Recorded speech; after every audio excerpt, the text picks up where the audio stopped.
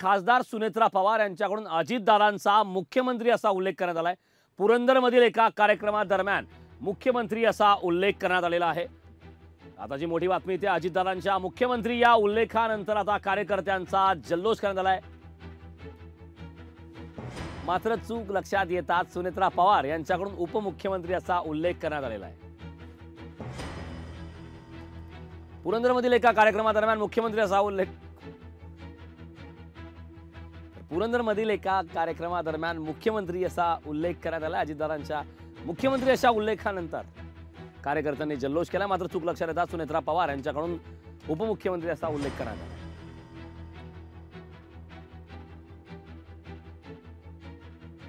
उपमुख्यमंत्री अजितदादा पवार यांनी आपलं सारं आयुष्य महाराष्ट्राच्या विकासासाठी पणाला लावलेलं आपण सगळेजण पाहत आहोत। लोकशाही मराठी ऐका, पहा, जागरूक रहा।